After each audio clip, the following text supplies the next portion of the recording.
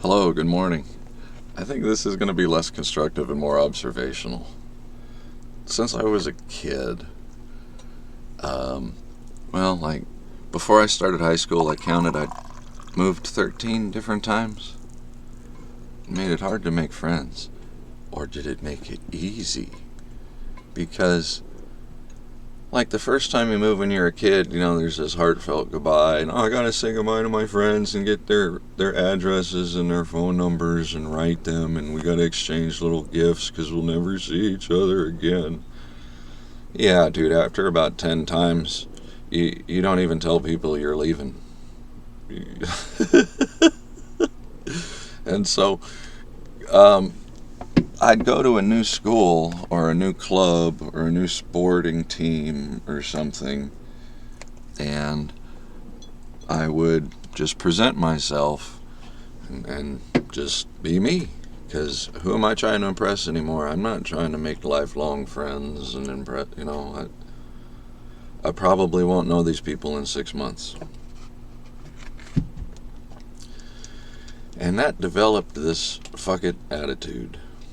And then on top of that, in my home life, I was getting beat, whooped, and screamed at every day, whether I was right or wrong, whether I had met my end of the commitment or obligation or not. And so, do all my homework, do all my chores, do everything. I might still wake up in the middle of the night and get dragged out of bed and get whooped for just any old thing. So again, fuck it. So by the time I was about 15, yeah, right about then, in the twilight of puberty,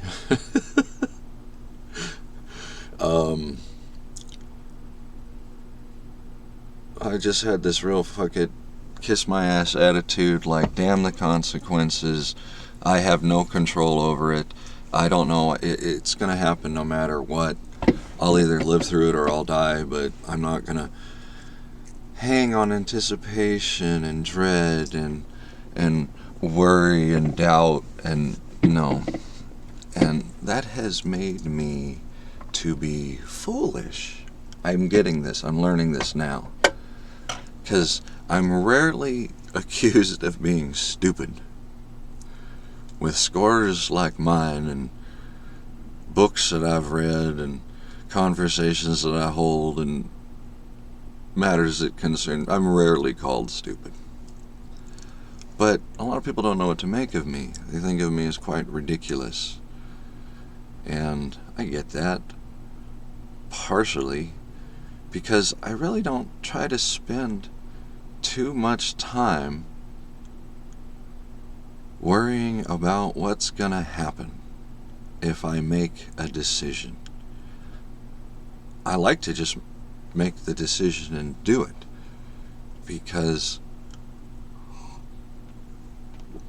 well, I think you get it, right? I mean, I'm not the only one pushing this message. There's a lot of people out there that say don't dilly-dally, don't pussyfoot, have confidence, have faith.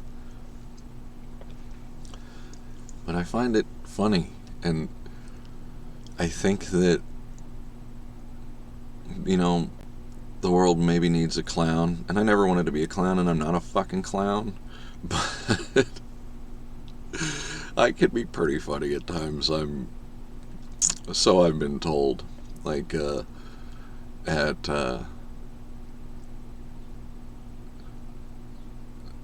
was doing an obstacle course, and the obstacle course had a barrier that you had to drop down into like a mud or a sand pit, and you had to do a PLF, which is an airborne fall, because you can jump a couple feet down, but if you jump from a high height, you don't want to land that. You'll break your knees and your back and kill yourself. You want to crumple. Well, I'd never been to airborne school. I'd never done a PLF in my life. I'd seen them in movies, but had I ever even practiced one? Fuck no. So was I about to stop the show and tell them that? Fuck no. So I just went and jumped off of like this 8-foot thing or whatever and did a PLF, in my mind, which ended up being just me laying in the fetal position until I hit the ground perfectly in my side and winded me like I have never been winded before. Holy fuck, I thought I broke my ribs. Oh my god. And then the black hats and the rest of the anybody that was looking like the other candidates, they turned and they just, there wasn't even laughing at first. Like, I don't know if they thought I had, like, fucked myself or died or something, or were just in disbelief, but they saw me jump in the air, curl up, and hit the ground like a rock, and couldn't believe it. And then they started laughing. And of course, one of the cadre had to come over and ask me if I was okay, and after about a minute or two, I was able to confirm that I was interested in continuing.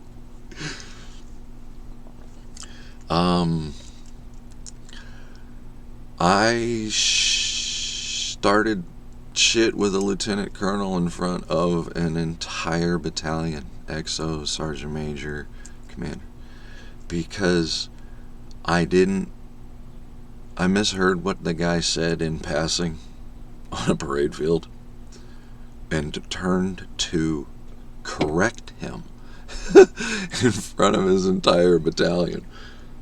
Turned out he had actually said something appropriate. I had just misheard it.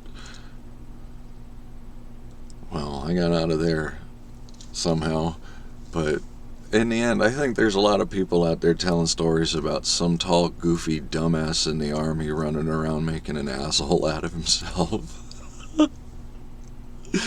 And you know what? If that's my legacy, a ghost of a jackass, then okay, what can I say about that? That's fine. But I do try not to take life too seriously.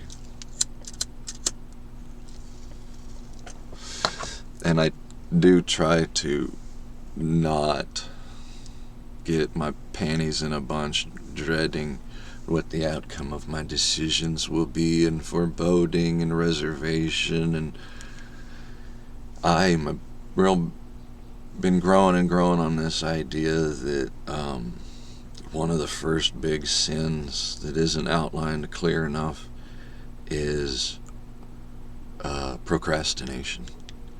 I'll do it, but I'll do it later.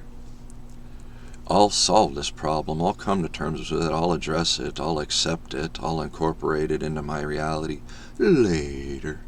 Right now, I need to stay comfort just a little bit more long. No. That comfort's a lie. So, that's my observation, is that some guys are calm, cool, collected, calculating, and play chess for like 6 years. And some guys like me, we love pinball, baby. The world takes all kinds. I hope y'all can relate. Love you. God bless.